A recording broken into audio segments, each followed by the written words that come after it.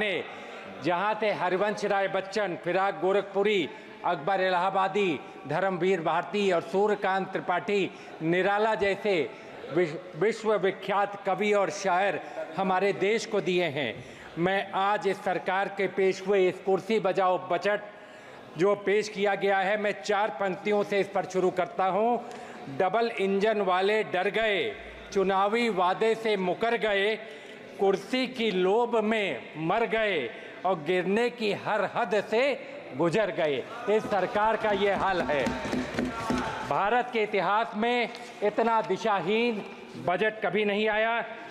और मैं आपसे कहना चाहता हूं अधिष्ठाता महोदय, जिसका मकसद सिर्फ और सिर्फ कुर्सी बचाना है, और इस बजट ने देश हित में कोई ऐसा काम नहीं किया है, कोई ऐसा काम नहीं बताया, एक ऐसी दिशा नहीं बताई जिससे देश आगे बढ़ सके। ये अपनी नीतियों और कार्यक्रमों का नहीं, ये खाली अपने जो सरकार के सहयोगी हैं उनके कहने पर, उनको बचाने के लिए, उनको आगे बढ़ाने का बजट है। इस बजट से खाली अपने जो मित्रों को फ़ायदा करने का बजट है। इसलिए मैं कहना चाहता हूँ, इस बजट ने शिक्षा के क्षेत्र में जो पैसा कम किया है ये दुखदाई है, पीड़ादायक है। मात्र 2.5% GDP का आप शिक्षा को दे रहे हैं, जबकि अगर आप देखें तो चाइना 5% दे रहा है। चाइना में 56,600 करोड़ रुपया शिक्षा पर खर्च किया जाता है और भारत में 1440 करोड़ रुपया शिक्षा पर खर्च किया जाता है। फर्क तो 1% का है, लेकिन 1% का फर्क 40,000 करोड़ का फर्क लाता है। इसलिए मैं कहना चाहता हूं, आप शिक्षा को खत्म करके इस देश को आगे नहीं बढ़ा सकते। मैं एक लाइन से इस बात में आप लोगों के बीच कहना चाहूँगा, इल्म बढ़ाता है उसको कोई घटा सकता नहीं, ये वो दौलत है कोई चुरा सकता नहीं। अगर आप अपने जो है नौजवानों को, अपने क्षेत्र के, अपने देशवासियों को अगर शिक्षा अच्छी देते, अगर शिक्षा का बजट 6% GDP पर ले जाते तो कहीं न कहीं ये देश आगे बढ़ता। लेकिन इस सरकार ने इसको कम करने का काम किया है। इसका फोकस शिक्षा नहीं है, इसका फोकस स्वास्थ्य नहीं है। स्वास्थ्य का ये हाल है कि अगर आप प्रयागराज में बीमार हो जाएं तो कोई अस्पताल नहीं मिलता है। पूरे देश में आप एम्स बनाने की बात करते हैं, लेकिन प्रयागराज को एम्स देने की बात आप नहीं करते। प्रयागराज के साथ पूरे उत्तर प्रदेश के साथ सौतेला व्यवहार किया गया। उत्तर प्रदेश को विशेष पैकेज दिया जाना चाहिए था।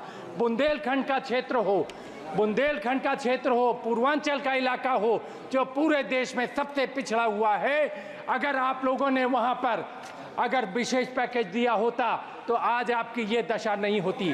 पूरा बुंदेलखंड हारने का काम किया, पूरा पूर्वांचल हारने का काम किया।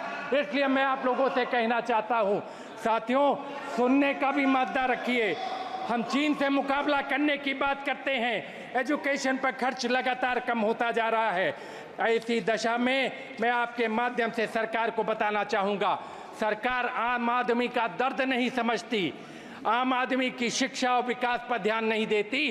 कि चाहे जितनी कोशिश कर ले अपनी कुर्सी बचाने की, जनता की जब आह निकलती है तो बड़ी बड़ी हुकूमतों को हिला देती है। आपको समझना चाहिए, जनता की आज आह निकल रही है। आज मध्यम वर्ग करा रहा है। जिस तरीके से इंडेक्सेशन कॉस्ट आप लगा रहे हैं, इंडेक्सेशन आप खत्म कर रहे हैं, आपने लगाकर जो है खत्म किया। पिछले रास्ते से आप इनहेरिटेंस टैक्स लाने का ये जो आप प्रयास कर रहे हैं, ये मध्यम वर्ग इस चीज़ को समझता है। आज मध्यम वर्ग परेशान किससे है? इन्फ्लेशन से परेशान है, नौकरी न मिलने से परेशान है, उसके बच्चे बेरोजगार घूम रहे हैं उससे परेशान है। आज किसान किस चीज़ से परेशान है? जो लीगल गारंटी नहीं दे रहे हैं आप MSP की, इससे किसान परेशान है। लेकिन ये सरकार इस बात का दर्द समझने को तैयार नहीं है। मैं आप लोगों से कहना चाहूँगा, जहाँ से मैं आता हूँ प्रयागराज की धरती से, वहाँ पर नैनी इंडस्ट्रियल एरिया है, लेकिन देश के प्रधानमंत्री जब बने तो उन्होंने कहा था कि इंडस्ट्रियल एरिया को रिवाइव करने का काम करेंगे। 2014 से 24 आ गया, एक भी इंडस्ट्री को पुनर्जीवित करने का काम इस सरकार ने नहीं किया। मैं सरकार से कहना चाहता हूं, अगर आप दोहरा रुख अपनाएंगे, सौतेला व्यवहार अपनाएंगे, तो कहीं ना कहीं जनता आपको दंडित करने का काम करेगी।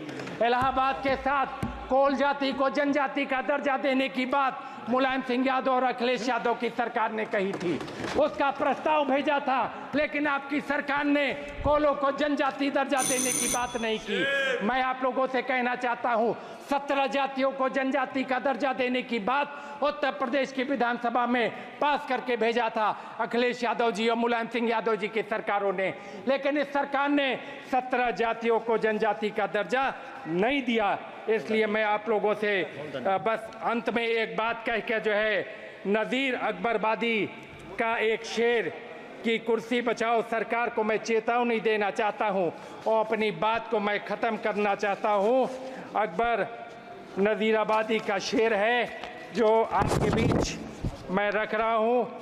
क्या मसनद तकिया मुल्क मकान, क्या चौकी कुर्सी तख्त छत्तर, सब ठाट पाट पड़ा रह जाएगा जब लाद चलेगा बंजारा। इसलिए मैं साथियों, मैं आप लोगों से कहना चाहूँगा, इस सरकार को जो किसान विरोधी बजट है, नौजवान विरोधी बजट है, महिला विरोधी बजट है, जो शोषित और वंचित वर्ग के खिलाफ ये बजट है, इसका हम लोग पुरजोर विरोध करते हैं। जातिगत जनगणना की बात करते हैं, देश में जनगणना की बात करते हैं, और इसके साथ आपका आभार अधिष्ठाता महोदय। बहुत बहुत धन्यवाद। बहुत बहुत